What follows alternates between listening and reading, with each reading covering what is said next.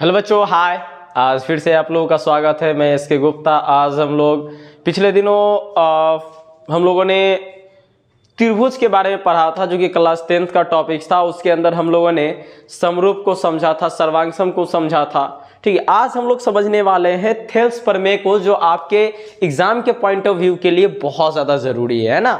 Thales प्रमेय का विलोम और इससे संबंधित कुछ प्रश्नों को भी देखेंगे अगर समय बढ़ा तो, नहीं तो अगले क्लास में उसको हम लोग देखेंगे। तो चलिए, जितने भी लोग अगर नए आए हैं इस चैनल पर तो प्लीज चैनल को सब्सक्राइब कर लीजिए, क्योंकि आगे आप लोगों को बहुत सारी चीजें मिलने वाली है इस चैनल पर। साथ ही अगर जो हमारे रेगुलर कंटेंट जो व्यूअर्स है उन्हें मैं थैंक यू कहता हूं फॉर देखने के लिए। चलिए आगे बढ़ते हैं, और हाँ, कॉपी पेन लेके बैठिएगा, आगे की इंपॉर्टेंट रहने वाली है। चलिए स्टार्ट करते हैं।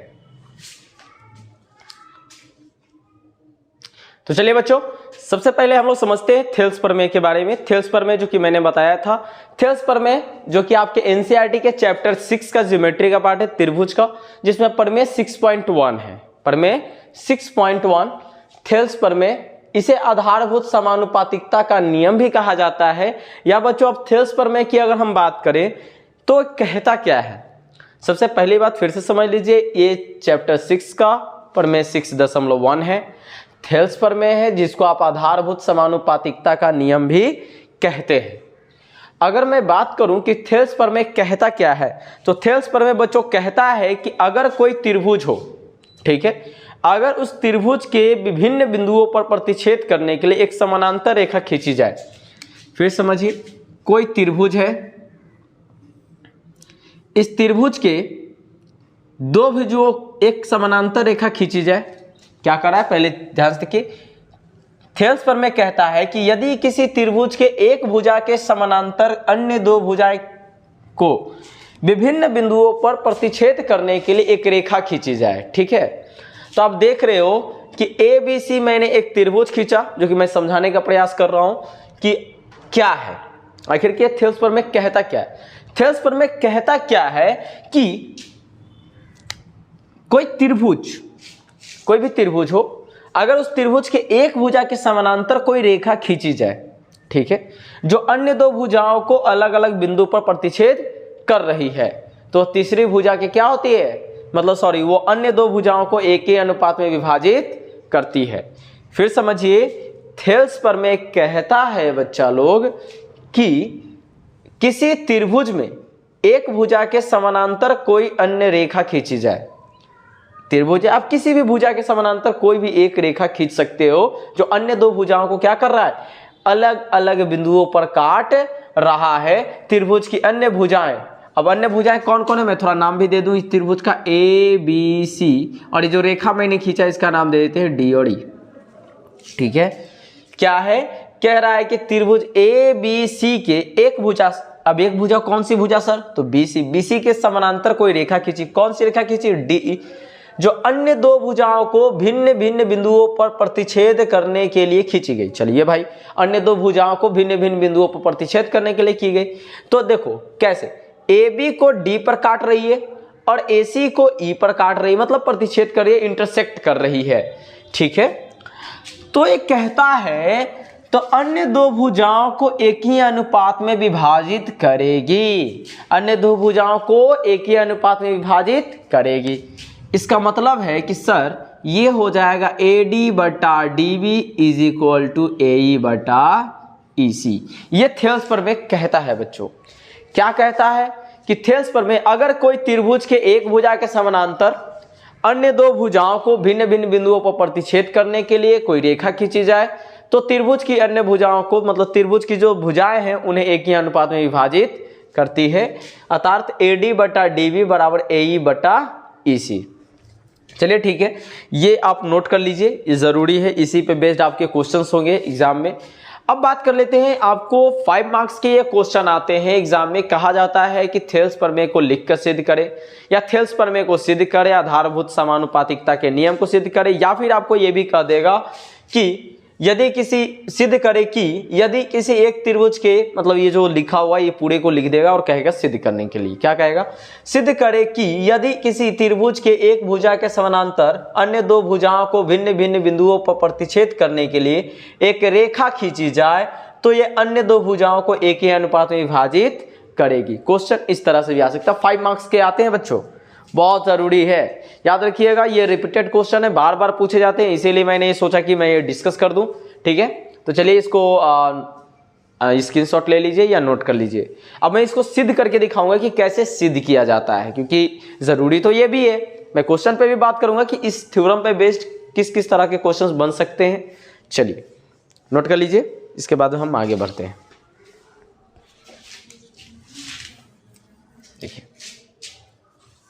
देखिए बच्चों, सबसे पहली चीजें हमें अगर कहता है कि थेल्स प्रमेय को लिख के सिद्ध करें तो कैसे सिद्ध करेंगे। पहले तो प्रमेय 6.1 जो भी है हमको मतलब नहीं है। थेल्स प्रमेय को लिखकर सिद्ध करें या आधारभूत समानुपातिकता के नियम को सिद्ध करें, इसके लिए हमें क्या करना पड़ेगा। पहले अगर कहता है थेल्स प्रमेय को लिख के सिद्ध करें तो हमें पहले इसका प्रमेय लिखना पड़ेगा, पता होना चाहिए, है ना।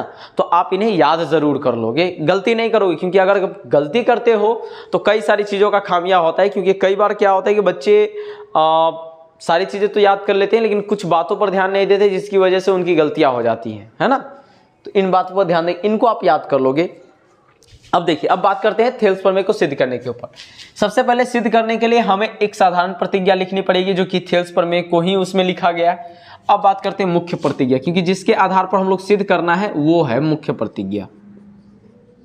क्योंकि यहाँ ऊपर वाले में अगर आप देखो तो साधारण प्रतिज्ञा में हमें कोई डेटा वगैरह नहीं है जिसके आधार पर हम सिद्ध नहीं कर सकते, है ना। तो उसके बजाय हमें कुछ लेना पड़ता है, ठीक है, कुछ माननी पड़ती है, हम उसको मान के चलते हैं। क्या कहा पहले, उसने कहा कि यदि किसी त्रिभुज के एक भुजा के समानांतर, तो पहले उसको छोड़ दीजिए। पहले इसने कहा कि सर एक त्रिभुज है, क्या है, एक त्रिभुज है। तो चलिए, माना कि ABC एक त्रिभुज है, त्रिभुज है जिसके ध्यान से देखिए, एक भुजा के समानांतर अन्य दो भुजाओं को, ठीक है, जिसमें BC समानांतर DE, ठीक है, या DE समानांतर BC आप कह सकते हो। DE समानांतर BC खींचा, जो भुजाओं AB तथा AC को क्रमशः बिंदु D और E पर प्रतिच्छेद करती है, D और E पर प्रतिच्छेद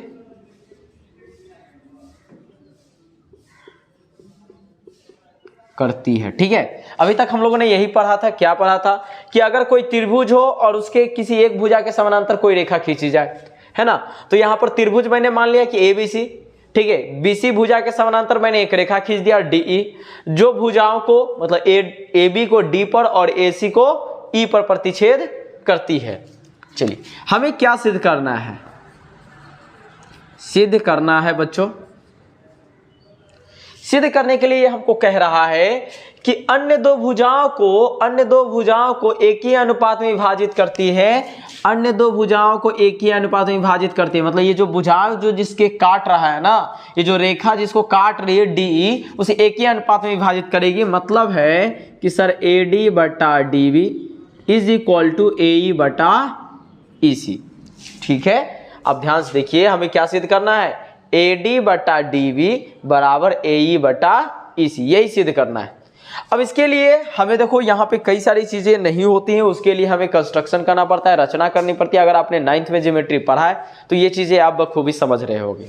अगर नहीं पढ़े हो तो कोई बात नहीं है, आपके लिए बस एग्जाम के पॉइंट ऑफ व्यू से समझ लीजिए, जरूरी है। रचना कर लेते हैं। रचना में क्या करेंगे कि बच्चों B को E से मिलाया और D को C से मिलाया। चलिए पहले लिख लेते हैं, B को E से तथा C को D से मिलाया।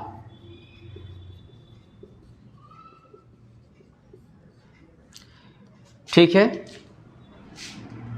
और ध्यान से देखिए, और DN लंब ये क्या करते हैं, डी एन लंब डालते हैं, मतलब D N perpendicular on A C, तथा E M perpendicular A B खींचा। ठीक है, अब फिर से देखिए मैंने क्या किया, B को E से मिलाया, साथ में C को D से मिलाया, EM लंब डाला, EM लंब डाला मैंने AB पर, साथ में DN लंब डाला AC पर। यहाँ तक किसी को कोई समस्या नहीं होनी चाहिए। अगर किसी को समस्या हो रही है तो आप कुछ मत कीजिएगा, वीडियो को पीछे कीजिएगा और देखिएगा। ठीक है, कई बार क्या होती है कि बच्चों को ये चीज़ समझ में नहीं आती है, लेकिन हमारा एक काम है आपको अच्छे से समझाना। मैं बहुत कोशिश करूँगा कि आपको अच्छे से ही समझ में आ जाए। ठीक है, तो बड़े ध्यान से देखिएगा, जहाँ ना ही समझ में आए आप वीडियो को पीछे करके देखिएगा। चलिए आगे बढ़ते हैं और देखते हैं यहाँ पर। अब इसके बाद हम लोग प्रमाण देते हैं कि सर किस तरह से ये सिद्ध होगा। ठीक है, किस तरह से सिद्ध होगा। अगर आप लोगों ने 9th में पढ़ा है तो 9th में समांतर चतुर्भुज पढ़ा होगा। समांतर चतुर्भुज में आप लोगों ने पढ़ा था कि अगर दो समानांतर रेखाएं हैं, ठीक है, दो समानांतर रेखाएं हैं और एक ही आधार पर दो त्रिभुज बनाए जाए। मान लेते हैं कि ये एक त्रिभुज बनाएंगे जिसका आधार ए बी है, और एक दूसरा त्रिभुज बनाया गया जो कि इस तरह का है। ठीक है, इसका भी आधार आप देख रहे हो सेम ही है, तो इन दोनों का क्षेत्रफल बराबर होता है बच्चा। क्या होता है, बराबर होता है। तो समान आधार पर दो समानांतर रेखाओं के बीच स्थित दो त्रिभुजों का क्षेत्रफल बराबर होता है। इस बात को आप ध्यान रखें। हम इसी आधार पर पहला कंडीशन लेने जा रहे हैं। ठीक है, क्या कहता है, चूंकि हम जानते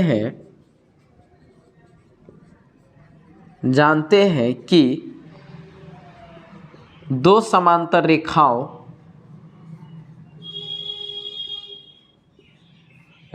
के बीच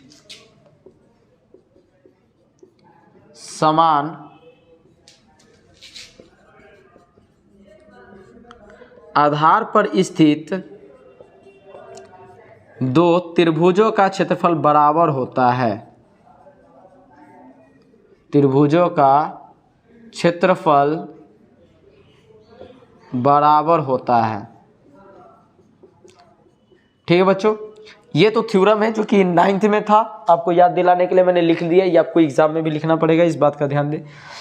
इसलिए तो सर अब यहाँ पे कौन कौन सा त्रिभुज होगा, अब यहाँ पर कौन कौन से त्रिभुज समरूप अब यहाँ पर कौन कौन से त्रिभुज का क्षेत्रफल बराबर होगा, इस बात पर ध्यान देंगे। ठीक है, तो गौर से देखिए, हमारे पास दो त्रिभुजें हैं। एक तो ये आप त्रिभुज देख रहे हैं, ठीक है, ये एक आपको त्रिभुज दिखा बढ़िया से। ठीक है, दूसरा जो हमारे पास त्रिभुज है ये वाला त्रिभुज है, गौर से देखिए।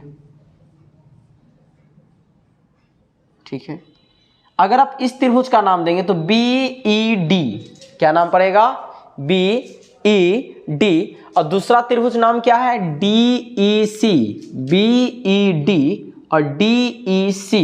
ठीक है, तो हम क्या करते हैं, एरिया ऑफ ट्रायंगल BED और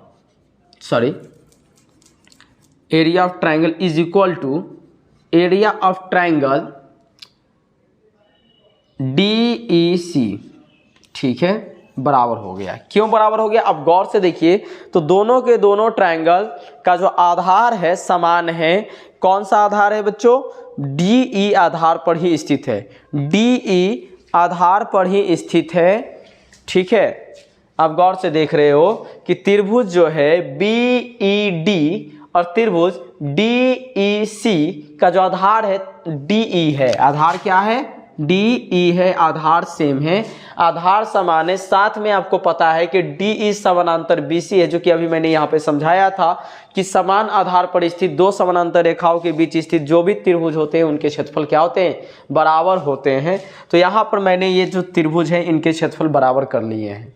ठीक है, क्या area of triangle BED, area of triangle BED और area of triangle DEC, area of triangle DEC समान आधार DE पर स्थित है, इसलिए दोनों का क्षेत्रफल बराबर है।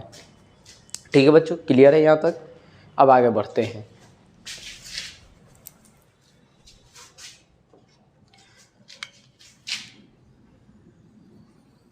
अब आगे गौर से ध्यान दीजिएगा, बहुत ज़्यादा ज़रूरी चीज़ है, क्योंकि इसके बाद बच्चे बहुत ज़्यादा कंफ्यूज करते हैं, सो प्लीज़ गौर से। अब यहाँ पे देखिए, अब हम लोग दो त्रिभुजों का क्षेत्रफल निकालें, एक तो बड़ा वाला और दूसरा त्रिभुज BED का क्षेत्रफल। हम इसको अलग भी बना लेते हैं ताकि आपको जल्दी समझ में आ जाए। हम क्या निकाल रहे हैं, एरिया ऑफ ट्रायंगल ADE बटा एरिया ऑफ ट्रायंगल BED का क्षेत्रफल का अनुपात निकाल रहे हैं।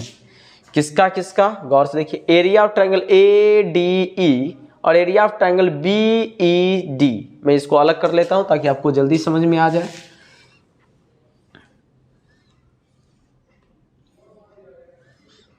ABC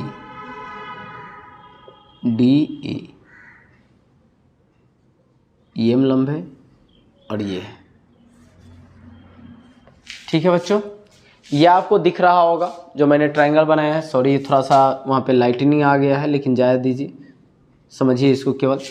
ठीक है, यहाँ पर बिंदु E है, यहाँ पर बिंदु E है और यहाँ पे M है।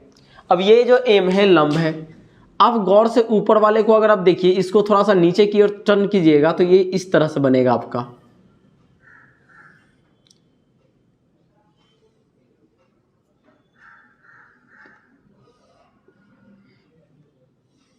ये आपका इस तरह से दिखेगा, EADB और ये हो गया M। अब ध्यान दीजिए, आपने जब त्रिभुज का क्षेत्रफल पढ़ा होगा तो आपने लिखा होगा 1/2 गुने आधार गुना ऊंचाई। नीचे वाले का भी क्षेत्रफल 1/2 गुने आधार गुना ऊंचाई। अगर हम गौर से देखें बच्चों, त्रिभुज ADE का क्षेत्रफल देखें, अगर मैं इसको हटा के देखूं, मैंने इसी पिक्चर को थोड़ा इस तरह से बना दिया है। आप देखिए, अगर मैं देखूं त्रिभुज ADE का क्षेत्रफल, जिसका आधार क्या आपको दिख रहा है, AD, जिसका आधार क्या दिख रहा है, AD, और ऊंचाई क्या है, EM, ऊंचाई क्या है, EM बटा। ठीक है, ऊपर वाला त्रिभुज आपको समझ में आ गया। ऊपर वाले त्रिभुज में क्या कह रहा है कि सर त्रिभुज ADE के क्षेत्रफल की बात कर रहे हैं, त्रिभुज ADE के क्षेत्रफल की बात कर रहे हैं, ADE के क्षेत्रफल की बात कर रहे हैं, ADE जिसके अंदर EM लंब है जबकि AD आधार है। क्यों है? क्योंकि आपको पता है कि जिसके ऊपर लंब डाली जाती है वो भुजा आधार कहलाती है। जिस भुजा के ऊपर लंब डाली जाती है या लंब खींची जाती है वो भुजा आधार कहलाती है। चूंकि लंब जो EM है ना वो AD पर खींचा गया है बच्चों, EM लंब जो है AD पर खींचा गया है, इसीलिए AD आधार हो गया और EM लंब हो गए। ठीक है, दूसरी बातें अब है, त्रिभुज BED के बारे में बात कर रहे हैं, त्रिभुज BED की बात कर रहे हैं, BED की बात कर रहे हैं, जिसके अंदर अगर आप बात करेंगे तो लंब जो है खींचा गया है, EM खींचा गया। अब EM किस पर खींचा गया, AB पर। मैंने आपको यहां पे लिखवाया था कि EM लंब हमने AB पर खींचा है, EM लंब AB पर खींचा है। ठीक है, EM जो लंब है AB पर खींचा गया। इसका मतलब है, गौर से देखिएगा, यहां पर मैं इसको आगे बढ़ाऊं तो ये ही बिंदु तो B थी, है ना। अब यहाँ पे अगर मैं D को हटा दूं तो आप गौर से देखिए, ये लंब हुआ और ये आधार हुआ। अब चूंकि यहाँ पे बिंदु D है तो ये इस त्रिभुज की केवल बात कर रहे हैं, हम केवल इस त्रिभुज की बात कर रहे हैं, ये वाली है ना, त्रिभुज BED की बात कर रहे हैं। तो आप देख रहे हो कि लंब ये आधार हो जाएगा और ये आपका लंब हो जाएगा। ठीक है, DB क्या हो गई, DB आपकी हो गई आधार और EM हो गया लंब। तो 1/2 गुने dB गुने EM। ठीक है, अब आप गौर से देखिए, ये से कट गया, 1/2 से 1/2 कट गया, इसलिए हम कह सकते हैं कि area of triangle ADE by area of triangle BED is equal to, हमारे पास क्या बच गया, ऊपर में AD नीचे में D। ये आपका समीकरण 2 हो गया बच्चों। ठीक है, उम्मीद कर रहा हूं कि यहाँ पे आपको क्लियर समझ में आ रहा होगा। मैंने आपको इसलिए ये अलग पिक्चर बनाया क्योंकि इसमें ज़्यादा अगर घिंच-घाच करते तो आपको शायद समझने में दिक्कत हो जाती है, या आपको बार बार पिक्चर बनाना पड़ता जो कि गलती होने की संभावना थी। इसीलिए मैंने इसी पिक्चर को, देखिए आप बंद करके, तो मैंने वहाँ पे अलग बना लिया है। अब इस पिक्चर को ऐसे भी बहुत सारे बच्चों को समझने में दिक्कत होता है, इसीलिए मैंने इस पिक्चर को ऐसे भी बना दिया है। मैं आपको फिर से बता दूं, जिसके ऊपर लंब डाला जाता है वो आधार होता है। ठीक है, जिसके ऊपर भी लंब डाला जाता है वो आधार होता है। तो यहाँ पर अगर हम त्रिभुज ADE की बात करें तो ADE त्रिभुज में AD आधार हो गया और EM लंब हो गया, जबकि BED में जो त्रिभुज है इसके आधार DB हो गए और ऊंचाई EM हो गया। अब नेक्स्ट हम क्या करेंगे, इसी तरह से अब हम दूसरे त्रिभुज की भी बात करेंगे। दूसरा त्रिभुज कौन था हमारे पास, DEC था। DEC के बारे में बात करेंगे, पहले ऊपर वाला फिर DEC। ठीक है, चलिए, एरिया ऑफ ट्रायंगल, अब एरिया ऑफ ट्रायंगल ADE बटा एरिया ऑफ ट्रायंगल DEC बराबर, अब इसका भी फॉर्मूला वही होगा, 1/2 गुने आधार गुना ऊंचाई, और ये हो जाएगा 1/2 गुने आधार गुना ऊंचाई। मतलब दोनों में एक ही फॉर्मूला का इस्तेमाल होगा, बस पुट अलग अलग होगा। चलिए देखते हैं ये कैसे होगा। ठीक, ये बस आपके हेल्प के लिए मैं बना रहा हूँ, समझने के लिए। देखिए ये था, गौर से देखिए, मैंने D से DN लंब इसके ऊपर डाला था, DN। ठीक है, और ये ऐसे जुड़ा हुआ था। DEC यही त्रिभुज है, इस तरफ आप मिला लीजिए, DEC त्रिभुज, DEC त्रिभुज, DN लंब AC पर डाला गया। ADE त्रिभुज है जिस पर DN लंब AC पर डाला गया, और DEC त्रिभुज। चलिए, आप अगर इसको अलग कर लेंगे तो ये बिल्कुल इसी तरह से बन रहा है। मैं इसको थोड़ा अलग भी बना दूं कि आपको एकदम क्लियरली समझ में आए। ये भी करीब इसी तरह से है बच्चों।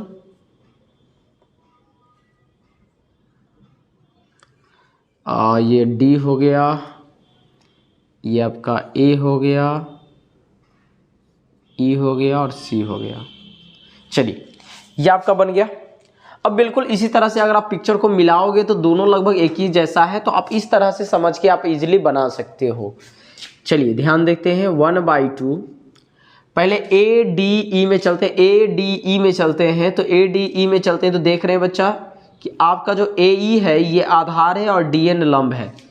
AE आधार है और DN लंब है, जबकि नीचे वाले त्रिभुज में चले, त्रिभुज DEC की बात करते हैं, DEC की बात करते हैं, तो यह आपका आधार होगा और DN लंब होगा। क्यों? क्योंकि जिस पर लंब डाला गया वही आधार था, अभी भी मैंने बताया था। तो लंब डाला गया है AC पर और AC पर ही EC स्थित है ना, इस वजह से EC आधार हो जाएगा और DN लंब हो जाएगा, EC गुने DN। अब गौर से देखिए, DN से DN कैंसिल, 1/2 से 1/2 से कैंसिल। इसलिए आप देखिएगा तो एरिया ऑफ ट्रायंगल ADE बटा एरिया ऑफ ट्रायंगल DEC बराबर क्या आएगा, एरिया ऑफ ट्रायंगल DEC बराबर आपके पास बचा AE बटा EC। ठीक है, और एक चीज़ और आप देखिए, तो हमने समीकरण 1 में ये मान रखा था कि सर एरिया, माना क्या था, प्रूफ ही हो गया था कि एरिया ऑफ ट्रायंगल BED बराबर एरिया ऑफ ट्रायंगल DEC। ठीक है, एरिया ऑफ ट्रायंगल BED बराबर एरिया ऑफ ट्रायंगल DEC। तो क्या हम एरिया ऑफ ट्रायंगल DEC को एरिया ऑफ ट्रायंगल BED लिख सकते हैं? दोनों बराबर है तो लिख सकते हैं ना जी, क्योंकि बराबर है। तो हम यहाँ पे वही चीज़ करते हैं, लिख देते हैं एरिया ऑफ ट्रायंगल ADE बटा area of triangle BED AE बटा EC। क्या हो जाएगा, AE बटा EC। ये आपका हो गया समीकरण 3, जो कि हम कहाँ से लिए थे इस मान को, समीकरण 1 से। समीकरण 1 से लिए थे, समीकरण 1 से लिए थे और समीकरण 3 ये बना। अब समीकरण 2 और 3 से गौर से देखिए, समीकरण 2 और 3 को गौर से देखिए तो आप देख पा रहे हो कि triangle, area of triangle ADE और एरिया ऑफ ट्रायंगल BED है।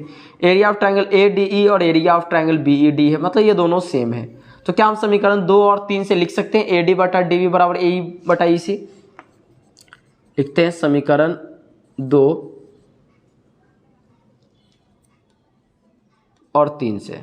ठीक है, थोड़ा सा जगह की कमी हो रही है इसलिए थोड़ा सा, चलिए समीकरण 2 और 3 से ADE बटा A area of triangle BED।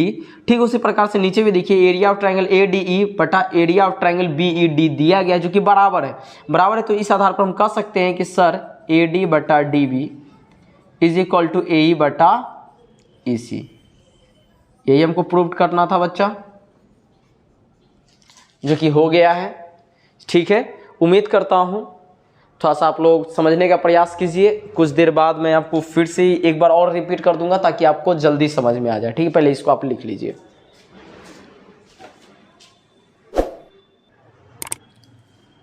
तो देखिए हम फिर से समझा देते हैं। आपको क्वेश्चन किस किस तरह से देंगे आप ये भी समझते चलिए अब, क्योंकि अब सारी चीजें आप लोगों ने समझ लिया है, लेकिन फिर भी हम क्वेश्चन आपको क्या दे सकता है, कह सकता है कि थेल्स प्रमेय को लिख के सिद्ध करे, आधारभूत समानुपातिकता के नियम को सिद्ध करे, या सिद्ध करे कि यदि किसी त्रिभुज के एक भुजा के समानांतर अन्य दो भुजाओं को भिन्न भिन्न बिंदुओं पर प्रतिच्छेद करने के लिए एक रेखा खींची जाए तो ये अन्य दो भुजाओं को एक ही अनुपात में विभाजित करेगी।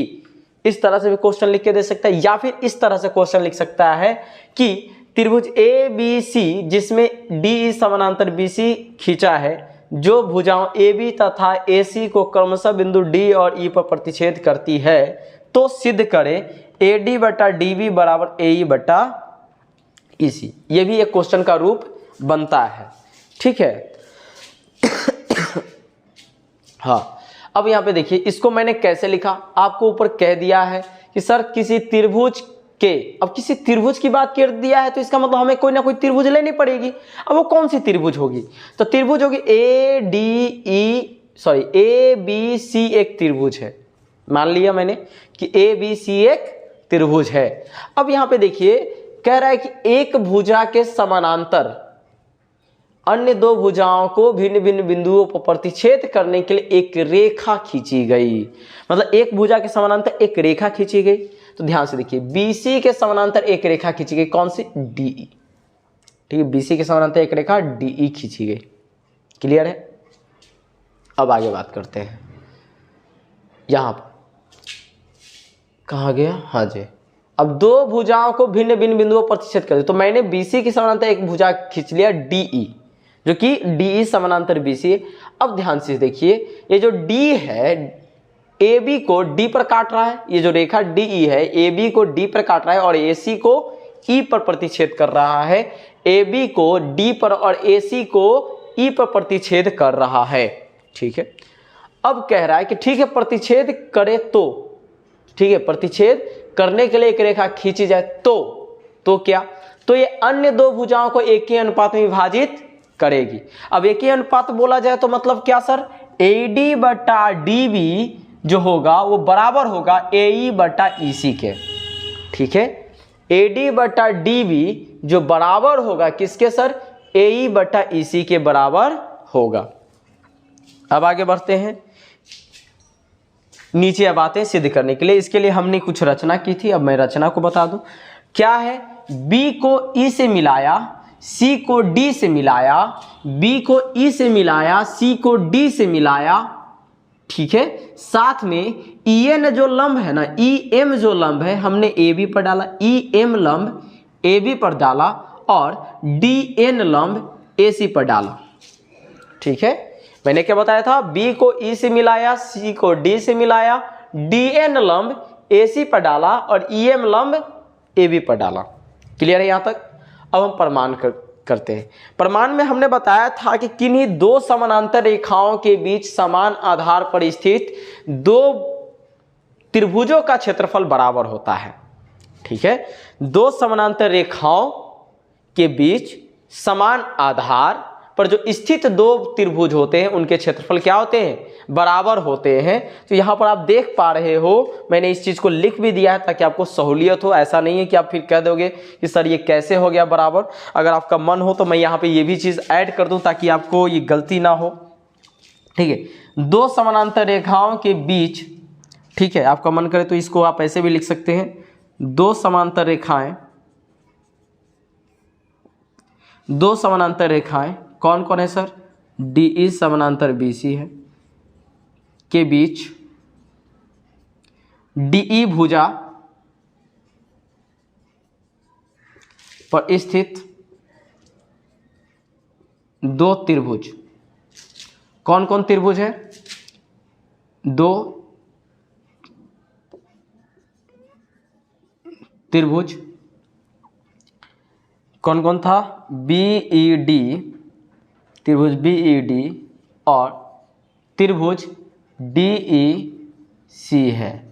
ठीक है, ये चीज़ें आपको लिख लेनी चाहिए। उस समय मेरा छूट गया था तो आप लिख लोगे तो कोई गड़बड़ नहीं होगी।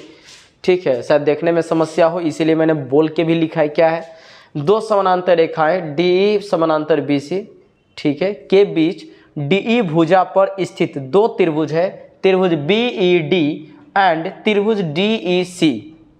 ठीक है, अब है तो ऊपर वाले थ्योरी से हम कह सकते हैं कि एरिया ऑफ ट्रायंगल BED बराबर एरिया ऑफ ट्रायंगल DEC होगा। क्यों, क्योंकि समान आधार पर स्थित है, दो समानांतर रेखाओं के बीच स्थित है, इसीलिए इनका क्षेत्रफल क्या होगा, बराबर होगा। हम लोग इनको बुआ समीकरण 1 मान लेते हैं। ठीक है बच्चा, इनको हम क्या करते हैं, समीकरण 1 मान लेते हैं। अब हम आगे बढ़ते हैं। अब क्या करते हैं, पहली चीज़ें समझ लीजिए। हम यहाँ पे दो त्रिभुजों को कंपेयर करेंगे एरिया के रिस्पेक्ट में। कंपेयर नहीं मतलब एरिया निकालेंगे और उसका रेशियो फाइंड करेंगे। सबसे पहली चीज़ें, आप यहाँ पे नीचे वाले त्रिभुज को बंद कर दो। ठीक है, बंद कर रहे हैं तो आपको दो त्रिभुज दिख रहे हैं, एक तो ADE और दूसरा BED। आपको इन दोनों त्रिभुजों को कंपेयर करके एरिया निकालना है। ठीक है, पहले एक बार ADE और BED का क्षेत्रफल निकाल लेना है, जो कि आपको दिख रहा है कि ADE और BED का क्षेत्रफल निकाल लेना है। दूसरी बार क्या करना है कि ADE और DEC का क्षेत्रफल निकाल लेना है। एक बार इस त्रिभुज को, दूसरी बार इस त्रिभुज को ले लेना है।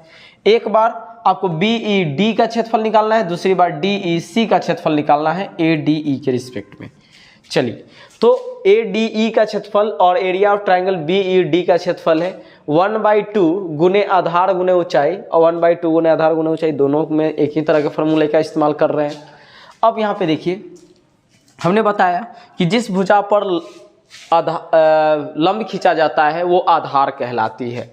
तो आप देख रहे हो कि इस वाले भुजा पर AB पर क्या है, लंब खींची गई है EN। इसका मतलब ये पूरा का पूरा इन दोनों त्रिभुज का आधार है।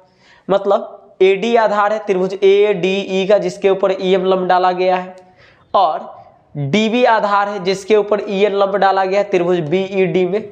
चलिए, इसी चीज को हम नीचे भी समझ लेते हैं, इस तरह के पिक्चर में भी। आप इसको अगर बंद कर लो तो आप देख रहे हो, इसको अगर मैं बंद कर लूं तो त्रिभुज ADE के अंदर AD आधार पर EM लंब डाला गया। मैंने पुट कर दिया यहाँ पे 1/2 गुने आधार AD गुने लंब EM। ठीक, दूसरी तरफ से अगर मैं इसको बंद कर लूं, ठीक है, और ये त्रिभुज की बात करें, BED त्रिभुज की बात करें, तो इसमें DB आधार हो जाएगा और EM क्या हो जाएगा, लंब हो जाएगा, जो कि मैंने यहाँ पे पुट कर दिया है। आप देख सकते हैं EM से EM कट गया, 1/2 से 1/2 कट गया, आपका बच गया AD/DB, जो कि इक्वेशन 2 हमने इसे मान लिया है। अब गौर से देखिए, अब हम लोग ने क्या बोला था पहले कि सर दूसरी बार क्या करना है, त्रिभुज ADE का क्षेत्रफल निकाल लेना है त्रिभुज, और साथ में DEC के त्रिभुज का क्षेत्रफल निकाल लेना है और इसका अनुपात निकाल लेना है। ठीक है, अब गौर से बिल्कुल उसी तरह से जैसे ऊपर हमने बताया, बिल्कुल नीचे वाले भी वही है। आप गौर से देखिए, त्रिभुज ADE और DEC के क्षेत्रफल में आप देखिए तो लंब डाला गया है AC भुजा पर, लंब डाला गया है AC भुजा पर, और लंब डाला गया है AC भुजा पर। कौन सा लंब डाला गया, DN। कौन सा लंब, DN। तो इसका मतलब त्रिभुज ADE का आधार क्या हो गया, AD, और लंब DN। ठीक, उसी प्रकार से त्रिभुज DEC का आधार क्या हो गया, EC, और लंब हो गया DN। अब उसको नीचे भी समझ लेते हैं। त्रिभुज ADE का आधार AE और लंब DN, ठीक इसी तरह से DEC का जो आधार हो जाएगा EC और लंब हो जाएगा DN। पुट कर दिए बिल्कुल ऊपर वाले की तरह, 1/2 से 1/2 खत्म हो गया, DN से DN कट गया। आपका बच गया बच्चा AE बटा EC। ये आपका इक्वेशन अभी नहीं लिखे, क्यों नहीं लिखे? क्योंकि अभी देखिए area of triangle DEC area of triangle BED के समान था समीकरण 1 में। समीकरण 1 में एरिया ऑफ ट्रायंगल DEC का क्षेत्रफल जो था, एरिया ऑफ ट्रायंगल BED के बराबर था। तो हमने एरिया ऑफ ट्रायंगल DEC को एरिया ऑफ ट्रायंगल BED में बदल दिया है। किसकी सहायता से? तो समीकरण 1 की सहायता से, और इसको मान लिया है समीकरण 3। इसको हमने क्या मान लिया है? समीकरण 3 मान लिया है। अब आप गौर से देख सकते हो समीकरण 2 और समीकरण 3 में आप गौर करो तो आपको देखने को मिलेगा कि एरिया ऑफ ट्रायंगल ADE और area of triangle BED, area of triangle ADE और एरिया ऑफ ट्रायंगल BED साथ में नीचे भी देख लो वही चीज़ लिखा हुआ है, मतलब दोनों समान है, दोनों इक्वल है, बराबर है। जब बराबर है तो हम समीकरण 2 और 3 से लिख सकते हैं, क्या लिख सकते हैं सर? AD बटा DB बराबर AE बटा EC, AD बटा DB बराबर AE बटा EC। ठीक है बच्चों, तो उम्मीद कर रहा हूँ कि आपको ये सारी चीज़ समझ में आ गई है। अगर फिर भी आप लोग नहीं समझ पाए हैं तो इस वीडियो को 1 बार 2 बार आप देखिए, आसानी से समझ में आ जाएगा। प्रैक्टिस ज़रूर कर लीजिएगा क्योंकि एग्ज़ाम में लगभग चांसेस है कि ये क्वेश्चन आएगा। ठीक है, बाकी के धन्यवाद। आप लोगों ने वीडियो के अगर एंड तक पहुंच गए हो तो वीडियो को लाइक करें, शेयर करें, और हाँ नए हो तो सब्सक्राइब ज़रूर करें। और आप जैसे जो 10th के बच्चे हैं उन्हें शेयर ज़रूर कीजिएगा। इसके अलावा अदर भी जो है कॉम्पिटिटिव लेवल के भी बच्चे हैं उनके लिए भी वीडियो जल्द ही लाई जाएगी। कुछ समस्या है जिसकी वजह से मैं नहीं ला पा रहा हूँ, तो कोशिश करूँगा कि जितने जल्दी से जल्द हो पाए मैं उनकी भी कोशिश करूँगा कि वीडियोज़ लाई जाए। बाकी के धन्यवाद, goodbye, have you nice day, दिन शुभ हो।